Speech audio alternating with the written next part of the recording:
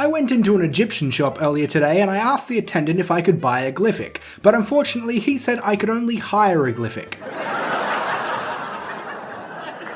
And that has absolutely nothing to do with this game, but I couldn't come up with a good enough Yakuza pun to start the video.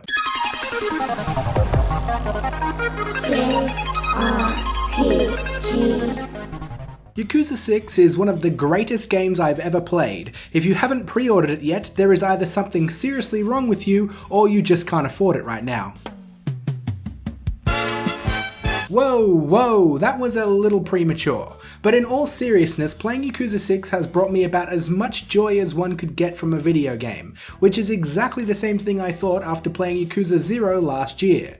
I'm now convinced that the series can do no wrong, and it's truly a masterclass of game design considering they reuse much of the same map in every single game, while somehow making each game feel unique and chock full of the greatest moments I've ever experienced in gaming. There is no catch this time, and I truly mean that. My last couple of reviews have highlighted some less than savoury moments and some poor design choices in otherwise solid games, but Yakuza 6 is above all that. I don't have a single complaint. The narrative is rich and a fitting send-off for Kiryu, the side quests are just as quirky, entertaining and amazing as ever, cutscenes and dialogue are beautifully crafted, the combat is tight, responsive and fun, despite losing a little bit of depth compared to Yakuza 0, and the game looks phenomenal. I've always been a fan of the art style and graphics in the Yakuza series, and Yakuza 6 seems to step it up a notch.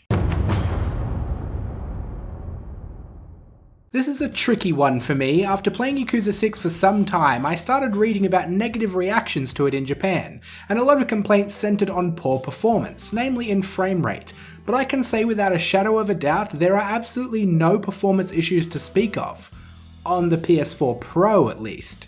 I played from start to finish, and in fact replayed the first 6 chapters twice over for footage and streaming, and I can't say I ever noticed a frame dip, an area of poor performance, or anything I'd consider a detriment to the experience. If I hadn't been told people were complaining about it, I never would have known. Now the reason it's tricky is because I do not have a regular PS4 to test performance on, so I cannot say with any certainty that there aren't any performance issues at all, but what I can tell you is that if you have a PS4 Pro, there is literally no cause for trepidation. As far as I'm concerned, there are no performance issues at all on the PS4 Pro. Ah yes, the thing that makes the Yakuza series stand out from the crowd. It's actually quite amazing how Yakuza 6, and indeed the entire Yakuza series, manages to feel larger and richer than true open world games with much bigger maps on paper. Yakuza 6 is just as chock full of amazing minigames as any other entry in the series, with some minigames being so extensive you could part them off as entirely separate games. There's baseball, mahjong, a karaoke music rhythm game, darts, at least 5 full versions of arcade games like Puyo Puyo and Virtua Fighter, a hostess club minigame, a cat collecting minigame, and so much more, but the one I really want to talk about here is the live chat minigame. Live chat is without a doubt the funniest and greatest thing I have ever seen in a video game, and I still can't believe it exists in a game. And if you are having trouble figuring out why it's so funny, it's all in the details. Being someone who used to engage in such activities when I was younger, and having 2 good friends in real life that are, as one would put it, cam girls, the devs and localizers went to painstaking lengths to recreate exactly what it's like to be in one of these chat rooms. It is so accurate, so hilarious, so over the top, it is sheer brilliance. From people in the chat named Masochist Llama who chime in every now and then with a quip about how he'd like to be tortured, to straight trolls, to overly creepy divorcees and memes, you'd be hard pressed to separate the experience in this game from an actual camgirl chat room, and it's incredible. I still giggle every time I play it. And these are just the minigames, there's so much more to do and explore in Yakuza 6.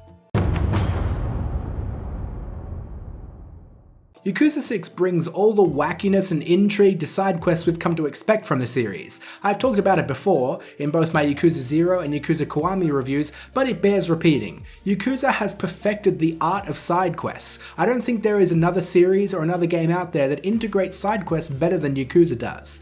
Side quests aren't about walking up to random NPCs with big symbols above their heads and then fetching 7 butterfly elbows or whatever. Side quests just happen. They just happen. It's such an amazing organic way to design a game. You'll be walking down the street and bam, a street merchant barrels you into trying out a brand new app on your phone, which continues into a zany side quest, the outcome of which you would never guess in a million years. Or maybe you're about to leave an area by walking down a staircase only for two people to trip and tumble down. They seem okay, but when you check on them, it turns out they somehow switched bodies during the tumble.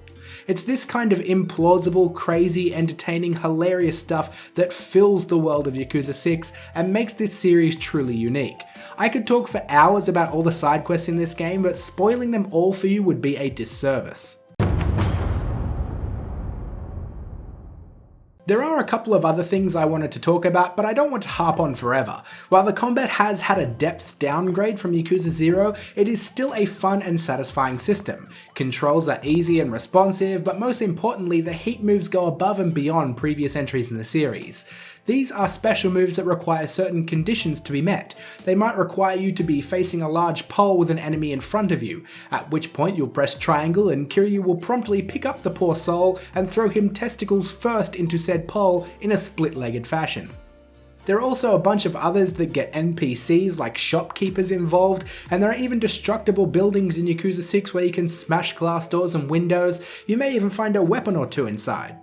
The combat is complemented by the simplified character progression system. I think it's one of the better systems they've used in Yakuza. It's not overly convoluted. You get different types of XP from doing just about everything in the game, and you can spend this XP in a variety of ways, from upping your base stats to unlocking more heat moves or giving you an iron stomach to handle more high-priced cognac.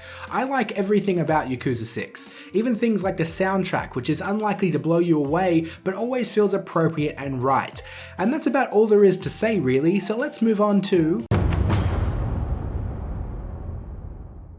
We might as well just go with what I said at the start of the video. Yakuza 6 is one of the greatest games I've ever played, if only for the fact that I loved just about every second of it. While the main story won't blow you away, it's still above average, but the real joy comes from side quests and minigames. There are tens of hours worth of perfectly crafted content that will have you struggling to put this game down. I lost at least a few days sleep to this game and I don't regret it for a second.